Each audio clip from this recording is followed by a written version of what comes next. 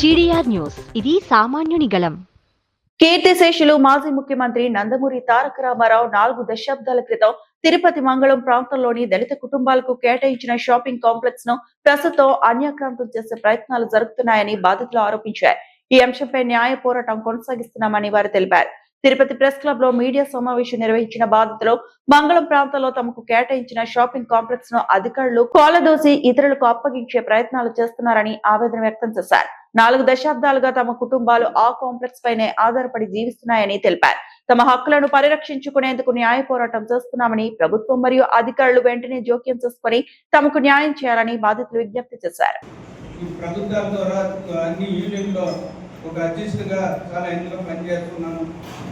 80 జిల్లా అధ్యక్షుడిగా, జిల్లా జనరల్ సెక్రటరీగా నేను పని చేసుకుంటూ ప్రజాసేవలు చేసుకుంటూ ఉన్నాను.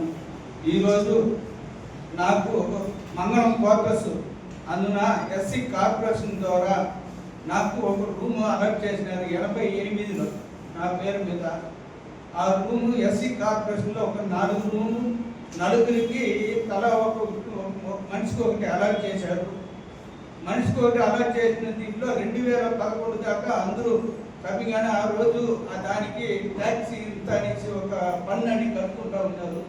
దానికి ఆ రోజుల్లో 30 రూపాయలు కడతా ఉన్నాము, నెలకు 30 రూపాయలు కడతా ఉన్నాము. అప్పుడు మాకు అందుబాటులో చెన్నారెడ్డి కాలనీలో ఎస్సీ కార్పొరేషన్ ఆఫీసు ఉండింది. మళ్ళా 2011 దాకా అక్కడ ఉండి మళ్ళా చిత్తూరుకి మారినాయి. అందువలన మాకు ఏది అందుబాటులో లేకుండా పోయినాయి. ఎక్కడ కట్టాలా, ఎక్కడికి పన్ను మాకు చెల్లించాలనేది మాకు తెలియక చాలా ఇబ్బందులు పడినాము. 2011లో మార్చి నెల ఎస్సీ కార్పొరేషన్ వాళ్ళు వచ్చి ఇది బిల్డింగ్ పాడుపడిపోయింది, చాలా దగ్గర డ్యామేజ్లు అయి ఉన్నాయి, ఇది మీకు పడగొట్టి దీన్ని కింద నేరమట్టం చేసి మీకు మేము కట్టిస్తామని చెప్పి మా దగ్గర వచ్చారు.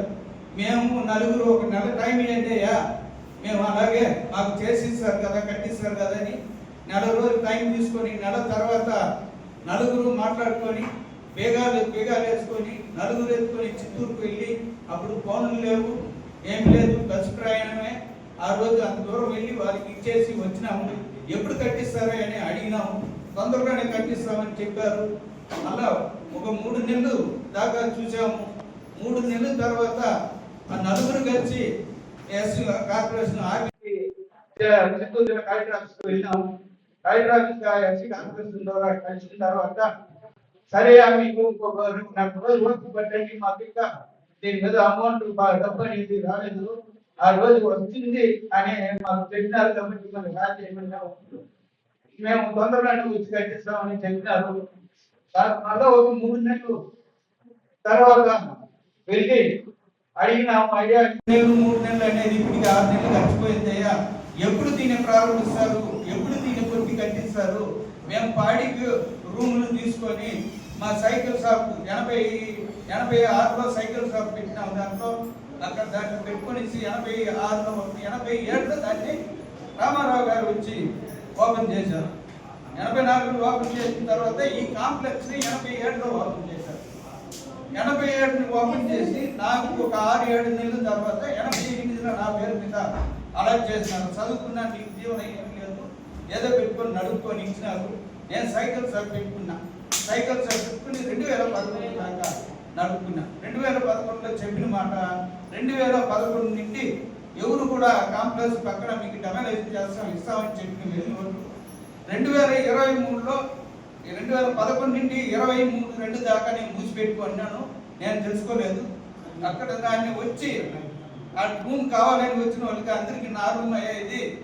నేను 40 ఏళ్ళుగా దీంట్లో జీవిస్తూ ఉన్నాను, దీంట్లో ఉండేది నాదే, మీకు ఎవరు అలర్ట్ చేసేదానికి లేదు అని అబ్జెక్షన్ చేసుకుంటా ఉన్నా. 2023లో నాకు జీవనం లేక వెళ్ళి మెకానిక్ సెట్ పెట్టుకున్నాక, మెకానిక్ సెట్ పెట్టుకున్న తర్వాత ఓపెన్ చేసిన వెంటనే చుట్టుపక్కల పంచాయతీలో బిల్ కలెక్టర్ నుండి, విఆర్ఓ నుండి, సెక్రటరీ నుండి అక్కడ ఉన్న ఈ జగన్ ప్రభుత్వ దీంట్లో ఆ రోజు ఉన్న దీంట్లో అందరూ ఎంఆర్ఓ గారు కూడా వచ్చినారు. అది మీరు మూసేసి నాకు బేగాలు ఇవ్వండి తాళం ఇవ్వండి నేను అడిగితే, అయ్యా ఇది మీకు ఎప్పుడైనా మేము పన్ను కుమారి అనే ఆమె జీవకంలో ఉండే ఆమె ఇబ్బంది పెడుతుంది అని చెప్పడం జరిగింది. నలుగురికి 40 ఏళ్లకు ముందు ఒక నలుగురికి ఎస్సీ కాంప్లెక్స్ అలర్ట్ చేశారు. వాళ్ళు నలుగురు పేద కుటుంబం వాళ్ళు ఆ షాప్ మీదే ఆధారపడి బతికేవాళ్ళు ప్రతి ఒక్కరు. వాళ్ళని ఉన్న బలంగా 1 మంత్ ముందు వచ్చి చెప్పేసి వెళ్ళారు. ఏమని మరి ఎస్సీ కార్పొరేషన్ షాప్లో ఇవి కట్టడానికి అలాట్మెంట్ వచ్చిందన్నప్పుడు అలాట్మెంట్ పేపర్స్ లేదు, ఏమీ లేదు. వాళ్ళ అధికారులు పదవిలోకి వచ్చిన వెంటనే షాపుల దగ్గరకు వచ్చి సన్మానాలు అక్కడ చేసుకోవాల్సిన అవసరం లేదు కదా. అక్కడికి వచ్చారు, సన్మానాలు చేసుకున్నారు, వాళ్ళు క్రియేటింగ్ పొందారు.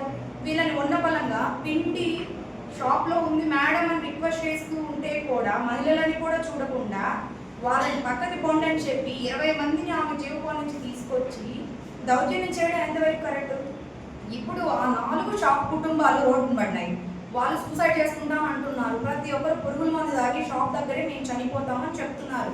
నేను వాళ్ళకి నచ్చజెప్పి కూటమి ప్రభుత్వం అన్యాయం చేయదు, ప్రభుత్వంలో ఉండే వాళ్ళు నచ్చజెప్పి ప్రతి ఒక్కరు కూడా మీకు న్యాయం చేస్తారు ఆగండి అని నచ్చజెప్పి గత 3 రోజుల నుంచి మా వాళ్ళకి నచ్చజెప్పుకుంటూ కలెక్టర్ ఆఫీస్కి వెళ్తామమ్మా ఆగండి అని చెప్పి వాళ్ళకి సర్ది చెప్తూ ఏ ఒక్క అధికారి కూడా వాళ్ళకి పట్టించుకోవడం లేదు, అడగడం లేదు.